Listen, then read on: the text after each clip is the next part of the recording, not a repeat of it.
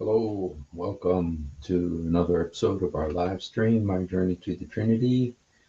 My name is Hussein. Happy to be with you. Happy you can be with me. And I hope you're having a good day. And just before we get into our topic today, we're talking about one of the wives of Muhammad. He had a bunch of them. He had actually a lot more than usually we hear about. We usually hear about 9 or 11, maybe 13. But there's actually Father Zechariah has done a study where there's apparently around 66 women that he was involved with, and but he had his core group that were like nine women, uh, and sometimes 11. You know, you know they they varied from time to time. So I just wanted to uh, just talk about one of them today. Is Saffiyeh the Jewess. She was one of the Jewish ones, and she was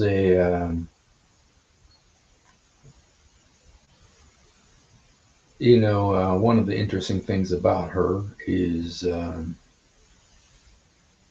just that Muhammad's trail of abuses followed her a lot. Hello, John Scott. God bless you. Hello, Tiger. God bless you. And so Muhammad was a persistent nightmare in her life, and and for her family. And so, just before I show you that, I just want to show you a few moments of I'm witnessing today, and I had a chance to witness in front of the mosque, and the mosque was very slow today, very slow, but there was a little bit of action, and I think because today is still Ramadan, I wonder what day of Ramadan it is today. Uh,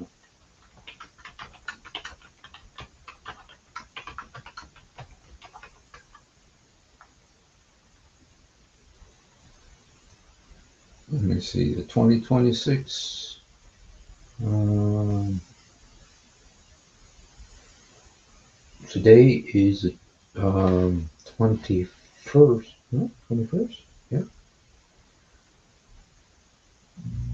Oh, okay. No, no. Okay.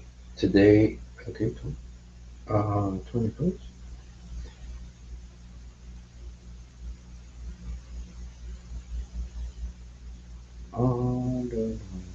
How does it do that? I don't understand exactly how their calendar works here. Is this for 2026?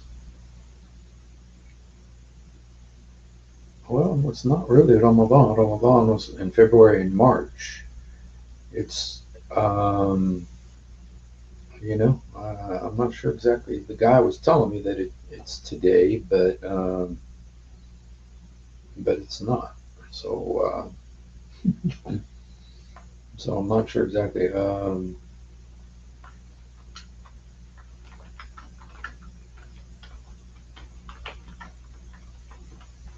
Ramadan in 2026.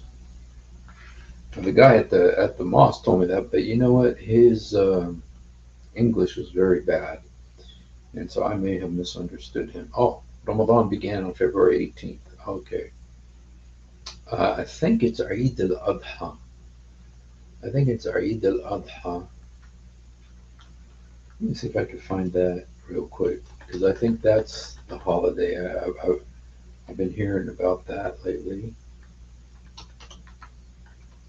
Okay, Eid al-Adha 2026.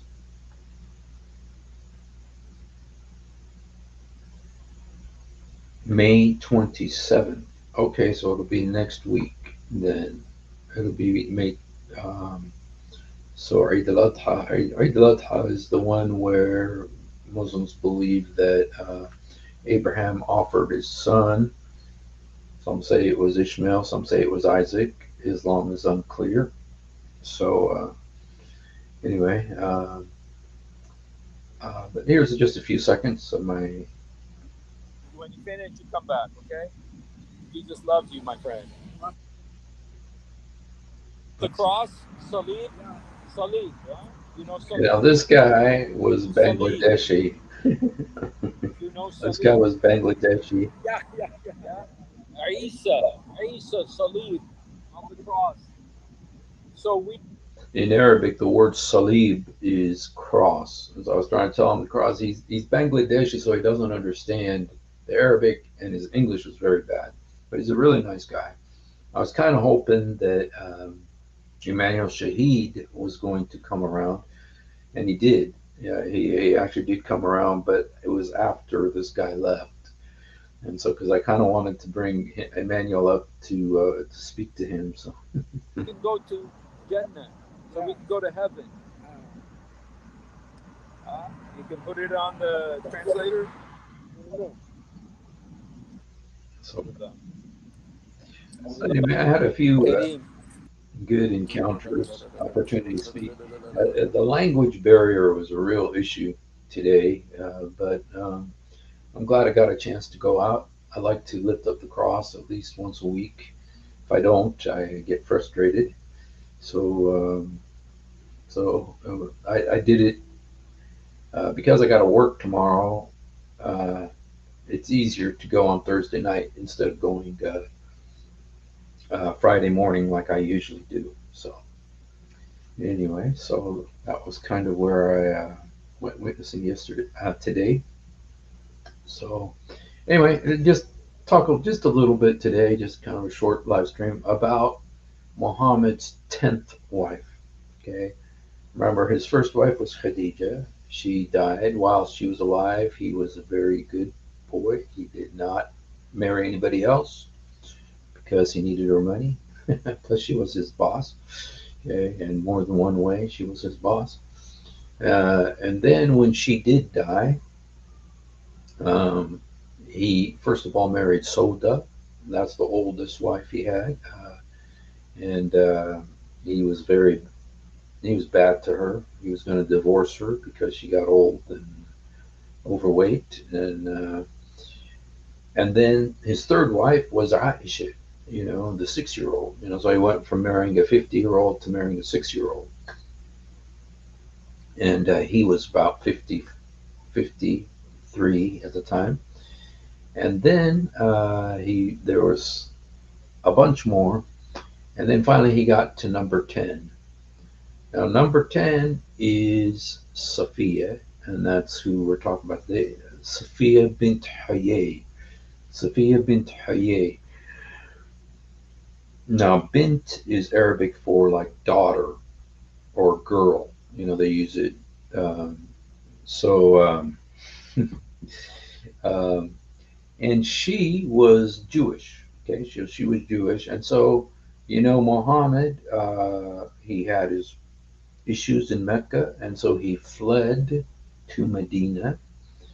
And when he went to Medina, this is when he also married Aisha, his 6 year old wife, and took her into his house, meaning he had sex with her when she was 9. And he was there for a couple of years. And there were three tribes of Jews in Medina at the time. There was the Benu Nadir, the Benu Kainuka, and the Benu Qurayza. And Muhammad expected that they were going to say, "Oh, Muhammad, you are one of our prophets." The Jews very quickly caught on that this guy is a fraud, and they did not accept him. and they used to make fun of him a lot. And he finally caught on that they were making fun of him, and so he was very mad about the Jews in Medina. Medina was called Ithrib at the time. Let me write that down for you. It was called Ithrib,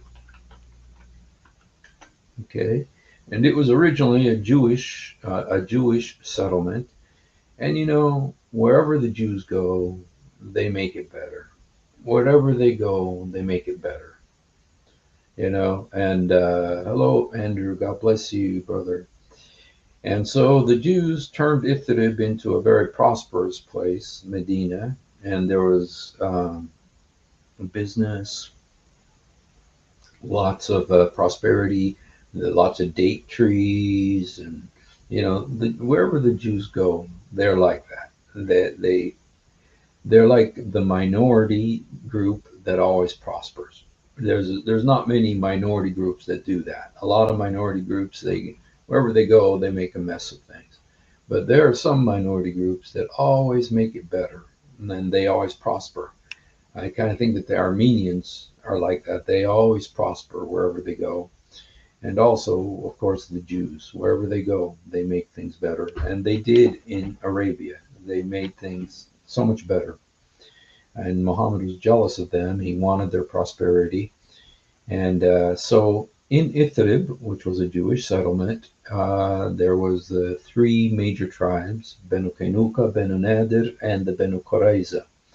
Muhammad got mad at them because they didn't accept his so-called prophethood, and eventually he exiled two of the tribes, Benu Nadir, Benu Kainuka. He exiled them from Ithrib. He kicked them out. And then, of course, we know what he did with the Benu Qurayza. With the Benu Qurayza, he just committed genocide on them and killed all the men, took the men, children, and the women, and sold them as slaves or kept them as slaves. So Muhammad had a very bad relationship with the Jews because they could see through him. They knew he wasn't a real prophet. He expected that they were going to see him as a prophet, but they knew he wasn't a prophet. And they used to play him, make jokes, make fun of him all the time. And he got mad and he exiled two tribes, slaughtered the third. Well, one of the tribes that he exiled was called the Benu Nadir, the Benu Nadir, and he exiled them, kicked them out, and they went to a place called Khaybar, which is about 135 kilometers from 135 kilometers from Medina, from Ithrib. So he exiled them. They went over there, and then he was pretty much focused around Medina and Ithrib for a while. But then, after a few years, he decided to go chase the Benu Nadir down. He chased them down in Khaybar. Declared war on them in Khaybar and slaughtered them again. And he was particularly nasty to the Benu Nadir. That's the group that was in Ithrib that he had previously exiled. He was particularly nasty to them, had no mercy on them. He had mercy with some of the other Jewish groups in Khaybar. He told them, you can stay as long as you give half of your money to the Muslims, and the land becomes Islamic State, like ISIS owned land. And so, the Jews really didn't have a choice. He was very powerful by then, and so they surrendered to him. But the Benu Nadir, he wasn't quite so merciful to them. And this is where Saffiyeh comes in. Saffiyeh was a very, very beautiful daughter of one of the leaders of the Benu Nadir. And she had been married to a guy when she was young, probably 13 or 14, and then he divorced her. And then she went on to marry another guy named Kenana. And let's just read a little bit about Kenana because his story, unfortunately, is it's a very bad situation that happened with him. Muhammad was. Let me see if we can find some of these stories about this is, and this would be Safiya's husband. This would be Safiya's husband. He was very wealthy, and he knew about the treasure. Okay, I heard Muhammad saying, Allah granted eminence to Kanana from amongst the descendants of Ishmael, granted them eminence to the Quraysh. Okay. Uh,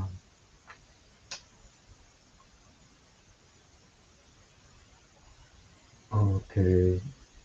Um, Let me see. The story that I was looking for. Um,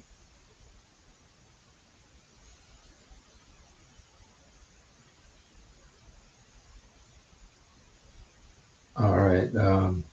What happened was with Kanana, he was the um, kind of like the treasurer, the treasurer of the tribe of Benu Nadir,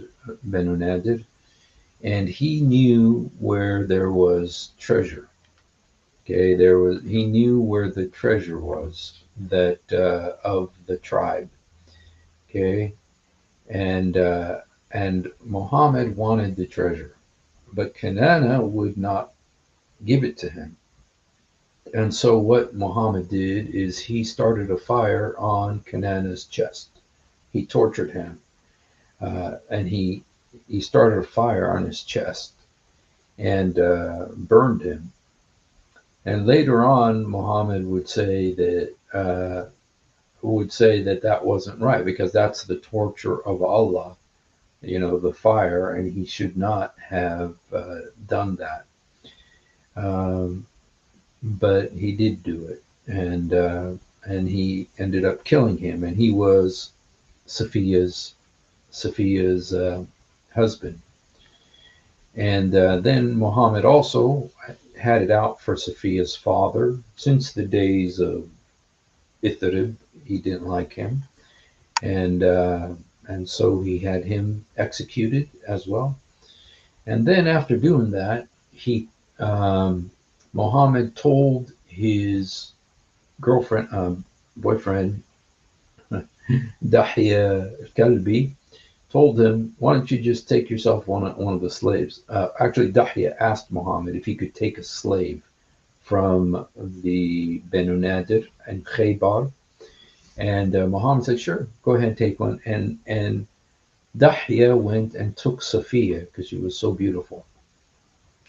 But then one of Muhammad's friends went to Muhammad and said, Safiya is so beautiful. You should take her. And so Muhammad went and looked at her. He liked her and said, you know what? I think she should be mine.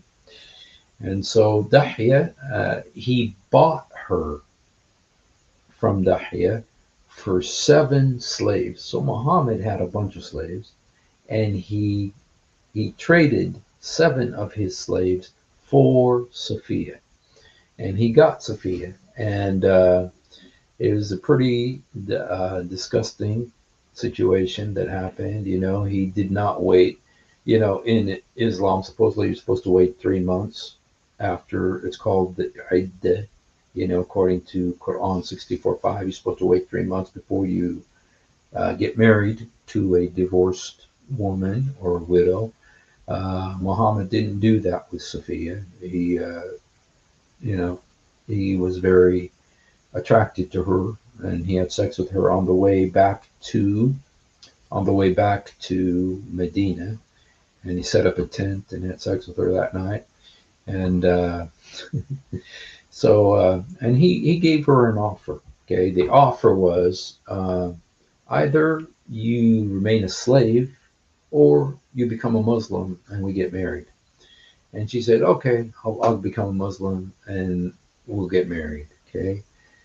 He killed her husband, killed her brother, killed her father. And so um, you know, some Muslims try to show this as an act of kindness on Muhammad's part, an act of kindness on Muhammad's part to try to cause peace between Islam and the Jews. But in reality, there was a great power imbalance. She was a young girl, 17, had been through immense suffering at the hands of Muhammad at least twice. First of all, they were exiled from their original home in Ithrib. Then he chased them down to the to Khaybar, killed all her family, and then she was taken as a slave. And then Muhammad offered her, said, "Come be my wife, become Muslim, become my wife, or stay a slave." And so, it doesn't really look like she was in a state of mind to be able to make such a huge decision. And and so, one of the things that they look at is the power imbalance. This is the president of the gang leader. He was known as the gang leader, but he was kind of like the general of the army that destroyed her village twice and then killed her family. And so, it's kind of like a Bill Clinton, Monica Lewinsky type of a situation. Power imbalance, and it was really unfair. And but she said, "Okay, I'll become Muslim, become your wife." And I suspect she didn't really become a Muslim. Okay, he didn't have any kids by her. I suspect she didn't really become a Muslim because when she died, she had like a bunch of money, and she gave it all to her Jewish nephew. She didn't give it to the Ummah. She didn't give it to whatever. She gave it to her Jewish nephew. So I kind of have a feeling that she didn't really convert to Islam. She just was scared and didn't want to be a slave. I mean, better to be Muhammad's wife, where you get a salary, you get a house, you get food, and then when he dies, you get essentially you get a retirement plan for the rest of your life. So that's what she did, and but when she died, she left all her money to the Jews. She didn't give it to Islam. Let's just read a couple of the hadiths about Safiya. Um, the Prophet stayed with Safiya for 3 days on the way of Khaybar, where he consummated his marriage with her. Safiya was among those who were ordered to use a veil.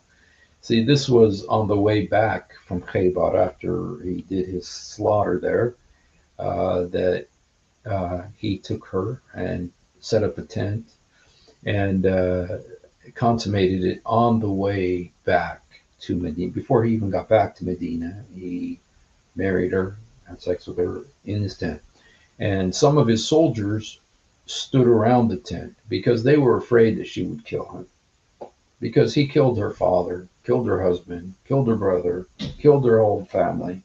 And they thought, you know what? I bet she's not real happy with Muhammad right now. We better keep an eye on him because she might kill him. That's what they thought. They were worried about him, and so but anyway, but yeah. So Muhammad, impatient man. So all right, let's see this one right here. It says the captives were gathered at Khaybar. Dahya came out and said, "Apostle, give me a slave girl from the captives." Muhammad said, "Go and take a slave." He took Safiya. A man that came to Muhammad later said, "You gave Safiya, daughter of Huyay, chief lady of Qurayza, and al-Nadir to Dahya." This is according to the version of Yaqub.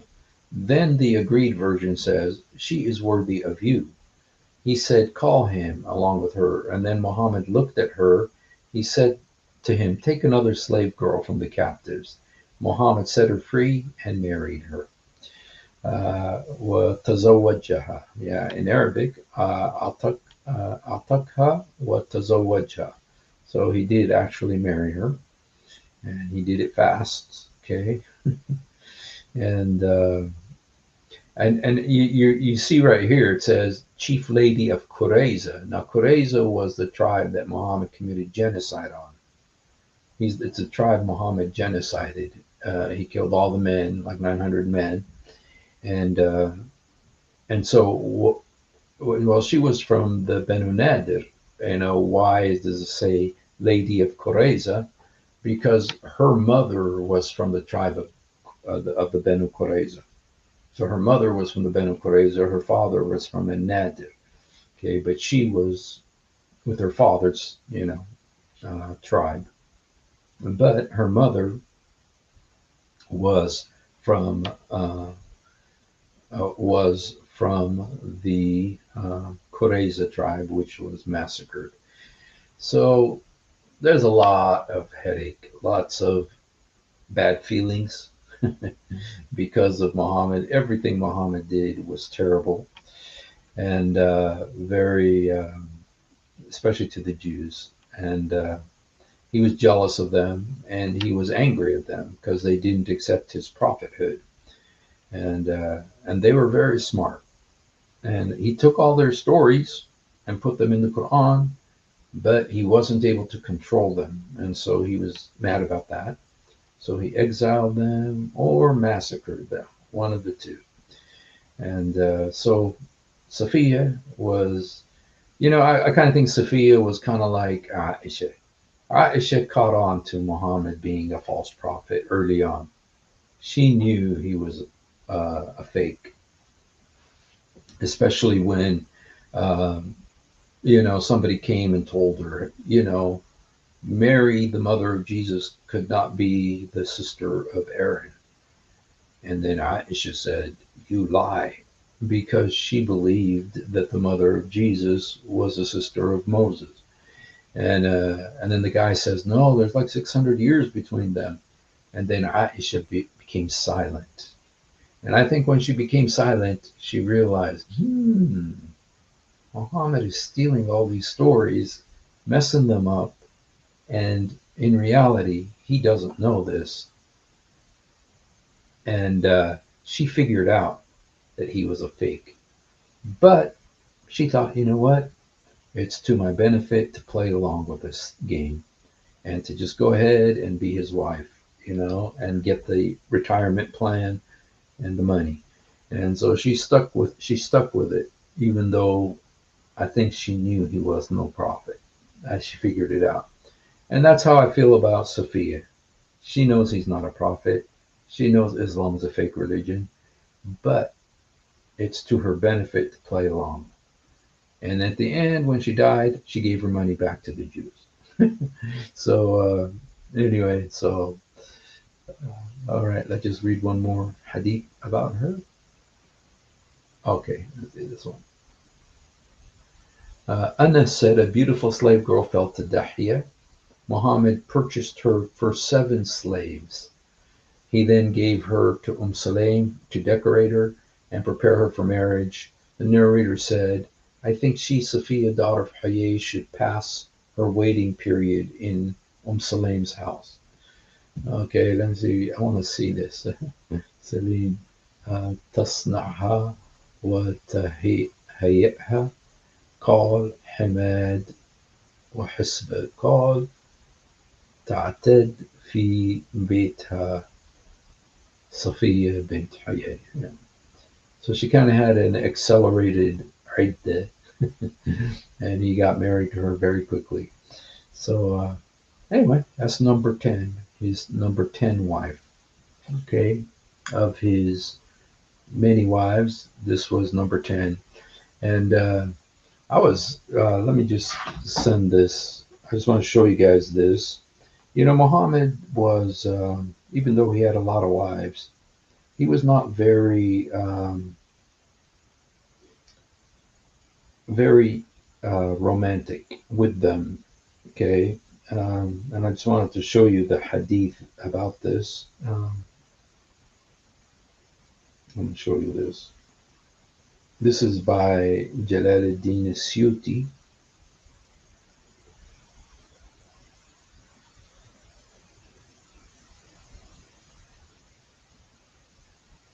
Okay.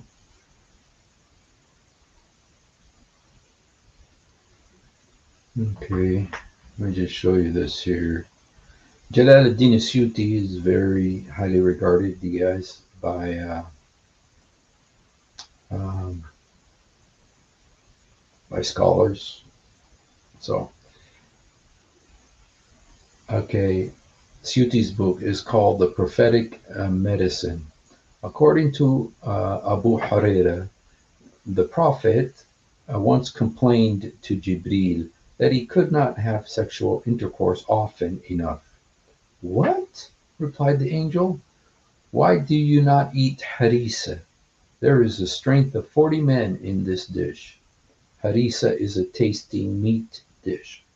Okay, now this is a very popular dish that they, especially the Shiites, they like it. It's kind of like, it's got like wheat and it's got beef and stuff, or meat. I'm not sure if it's beef or, but it's a very popular dish called harissa. Now, if you're Palestinian, harissa is actually a sweet. It's like a dessert. But this is not the dessert. This is the main course, which is made of wheat and harissa. And so Jibril brought this to Muhammad, and it gave him the strength of 40 men of paradise. Okay, so um, but in Safiya's case, regardless of what he did, she did not have any children, as all his wives did not have any children, which kind of tells you about his impotence. And so, as Christian Prince has pointed out quite frequently. So, all right. So, anyway, that's kind of the story of Safiya. And since we're here, let's just go ahead and look. I just want to go ahead and look at some of the hadiths um, about Safiya. Let me see if we got this. Uh-huh. Okay.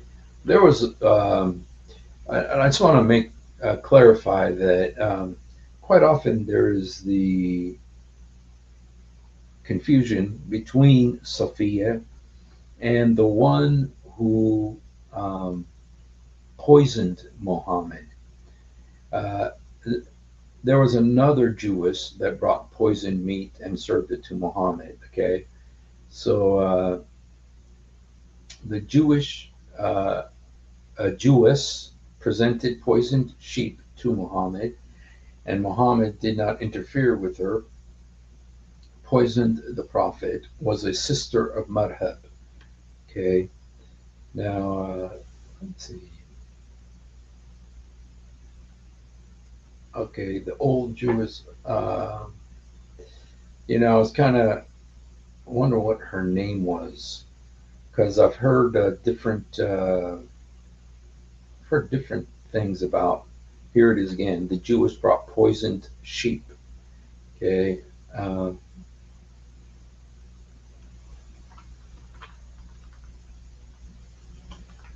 I used to think that Safiya was the one, but apparently that's not the case. Safiya was actually Muhammad's wife. Okay, let me see if I can find anything about. Okay,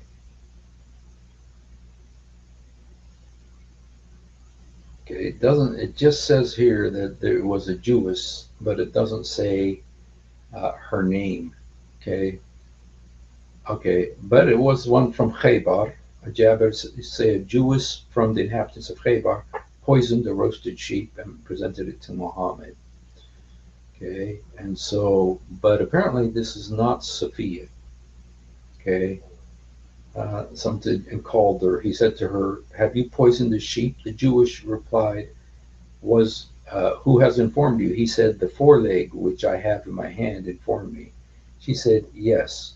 He said, "Why did you intend it?" She said, "I thought if you were a prophet, it would not harm you. If you were not a prophet, we would rid ourselves of you." The messenger then forgave her, but did not punish her. But some of his companions who ate it died. Muhammad uh, had himself cupped on the shoulder on account of that which he had eaten from the sheep. Okay, so uh, belonging to Khaybar, poisoned. Okay, I don't have the name. Does anyone know the name of the one who actually poisoned Muhammad?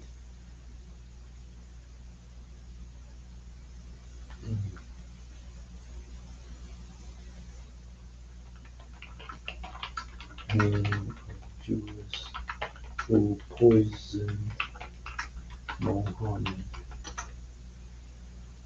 Oh, Zainab bint Harith. Okay, it was Zainab bint Harith. Okay, her family was Yemenite Jewish origin who lived in Khaybar. Her father and his two brothers were famous warrior poets. Okay, so it was during the siege of Khaybar. Okay, though she was not from the Banu Nadir. Okay, um,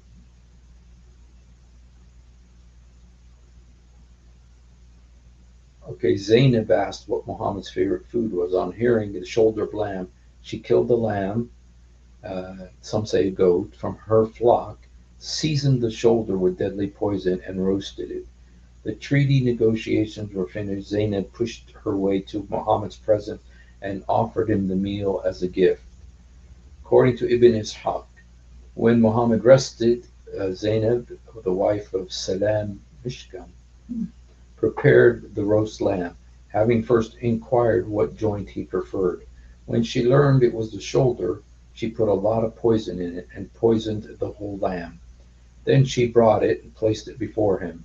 He took hold of the shoulder and chewed a morsel of it, but he did not swallow. Okay,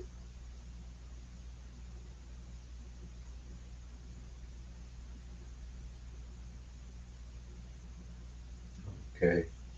Uh, the Muslims asked if they should kill her. Muhammad said no, so the Jewess returned as she had come. But there is a story later that she was killed. So sometimes it says she was killed, sometimes it says she wasn't. Okay, after swallowing the mutton, Bishr was paralyzed. Oh, remained paralyzed for the rest of his life. When he died, nearly a year later, Zainab was handed over to his relatives. Oh, they killed her. Okay. Uh, and then Muhammad, he lived another 3 years, but he also died, and he said the death was brought on by the poison. So she did. She did succeed in her mission. So anyway, so clarified there. Okay, so Safiya is not the one that poisoned Muhammad. It was Zainab bint Harith. Okay, but Safiya, but they're both from were Khaybar, and both had relatives killed. So anyway, all right, you guys. Well, shoot, I just wanted to do a kind of a short little live stream today about wife number 10. And so Safiya bint Hadid. How many of Muhammad's wives were actually Jewish? Let me see.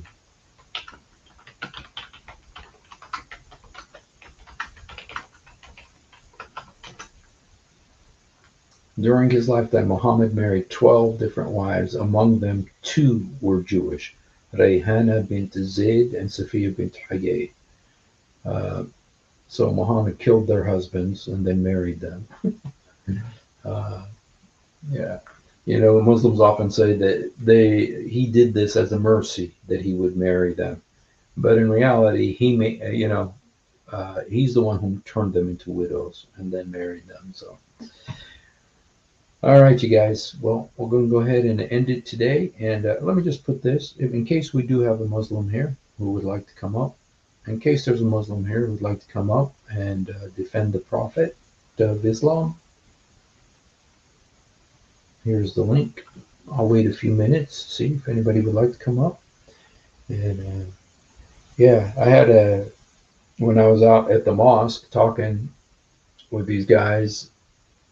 Like I said, the problem was the language barrier. The Bangladesh, it was a really nice guy. It just like, dude, usually Muslims know a little bit of Arabic, because of the Quran.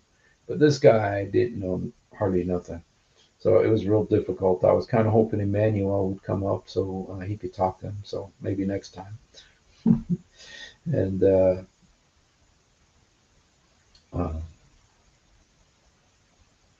okay, there's the link if there's any Muslims who would like to come up. And halal bartering. Yes, very amazing comment. Muhammad did so many bad things in regard to Saffiyeh. You know, he did so many bad things. First of all, he came to their city. Ithrib was already the Jewish city. They already lived there. And he came in like Mamdani came. Oops. Mamdani is the one who made the comparison. He compared him, kind of like the Hijrah from Medina to Medina. And he was kind of the one who brought up this whole Hijrah thing with Muhammad. And so, like Mamdani has come to New York, Muhammad went to Ithrib, and there were Jews there, and it was a Jewish majority town, and he drove them out or killed them. And so Muhammad was so bad to the Jews from day one, and they wouldn't accept him. And so he was very upset about that. And exacted a very, very great price from them. He kicked them out, he exiled them, and then he chased them. After he exiled them, he chased them and slaughtered them again. And it says that he had no mercy in Khaybar. When he was in Khaybar, he had no mercy to the Banu Nadir, the tribe that he exiled from Medina. The others, he said, okay, you can stay on the land as long as you give me 50% of your produce. And the land, all your land belongs to ISIS, the Islamic State. Okay. But to the Banu Nadir, it was different. They were massacred. He chased them, and so very bad person Muhammad was. All right. All right. Well, we'll go ahead, and nobody's coming up. So thank you for being with us. And if you haven't done it, please do it now. Jesus, help me. Jesus, forgive me. Jesus, come into my heart. Jesus, help me. Jesus, forgive me. Jesus, come into my heart. يسوع ساعدني. يسوع سامحني. يسوع ادخل قلبي. We love you, but much more importantly, he loves you. So let's see. I want to show you. Let me show you. Of course, our friend here. The question about the Hur al-Ain. He said the men in Jannah, we know, will be receiving Hur al-Ain. But what about the women? What do they receive? Well, we are told that they will only receive their husband and one single person. Because by default, women can only love one man. Subhanallah, by nature, Allah created them unable to love more than one man. But Allah created men to have the capability of loving more than one woman. And we are told, and we believe Allah, and all the sisters should have their trust in Allah, that they will be satisfied in paradise. They should not doubt Allah's generosity and reward to them. And having said that, I would have expected this question to come from a sister, not from a brother. So I would have thought that the brother should be happy. But again, it's a valid question. We're told that men are to get their wives in paradise. And by the way, the human wives are far superior in beauty and in status to the man than the Hur al-Ain. The Hur al-Ain are considered to be as servants. But the wife, the human wife that was in this world with you, is far superior in beauty and in status. Isn't that great? So, see, women are um, they're treated fairly in Islam. See, I want to show you this. Our friend Lewis sent this.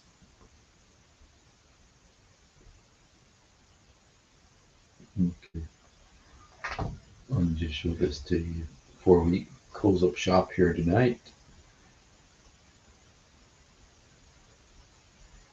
Okay, okay. You guys can see this. لا تأكلني أنا مسموم. Okay, it says, don't eat me, I am poisoned. لا تأكلني أنا مسموم. Don't eat me, I am poisoned. Wow. You know what though? That does look delicious, whatever it is. It looks, I think that's a, what is it? Um, I can't make it bigger. Yeah, it's a leg of lamb. That's right. And by the way, that's a very famous meal, just in case the West Bank or something. This meal here is called mensef. Mensef is like rice, and it's got bread under it, and it's got yogurt on it. It's called mensef. It is, you know, the Jordanians say they are the inventors of it, but I don't believe them. I believe it's Palestinian, and Palestinians call it fetiyeh. Fetiyeh. It's one of the. It's like the one. It's the big meal. It's the most famous, like Palestinian meal. They eat it at weddings. They eat it at, you know, funerals and stuff, and they eat it with their hands, like they are. So, لا تأكلني أنا مسموم. Don't eat me, I am poisoned.